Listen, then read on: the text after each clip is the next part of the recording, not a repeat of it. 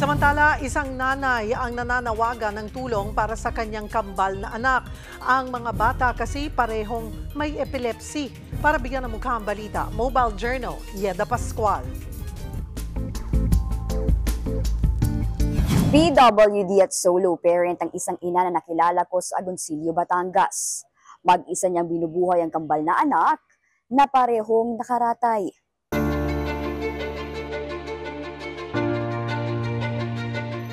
Normal na mga bata noon ang kambal na anak ni Nanay Jocelyn Aala na sina Jiro at Jaire Aala.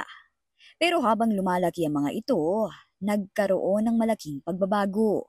Nauna si Jaire na 10 taong gulang lang noon nang ma-diagnose ng epilepsy.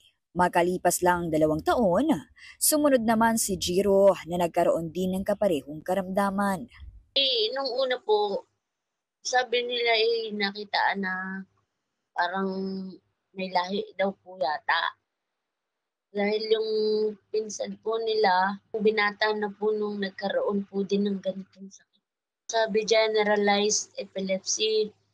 Tapos po, yun nga, pinapainom nga po ng maintenance.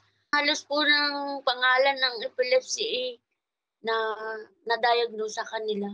Nadagdagan pa ang dagok sa kanilang buhay nang pumanaw ang padre de pamilya noong 2014. Kaya naiwan kay Nanay Jocelyn ang responsibilidad na buhayin ang mga anak. Yan ay kahit pa siya mismo ay PWD din.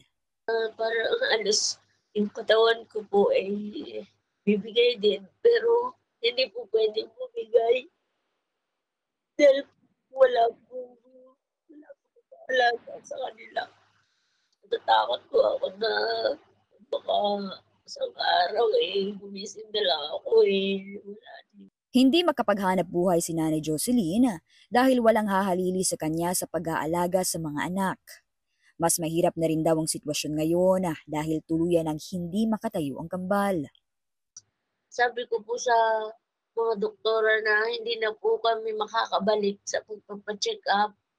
Kung pwede po, puntahan na lang po kami ng isang doktor din At hindi nakakaawa po yung mga bata na dadalahin ko po sa malayo ay hindi na po kaya ng katawan at parang nanghihina po ang katawan.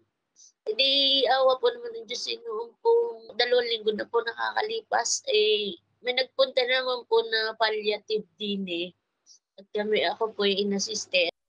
Dahil pareho ng bedridden, palaging nakadiapers ang kambal. Every 4 hours naman kung painumin sila ng gatas.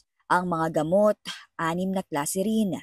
Kaya ang gustusin nila buwan-buwan umaabot ng 50,000. Si Nanay umaasa lang sa tulong ng ibang tao. Kailangan po nila ng pagkain.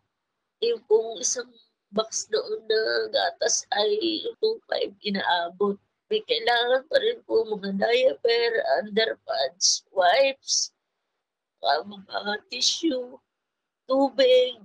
Dahil halos po lahat ng kailangan ay hindi ko po kaya talaga na ako lang.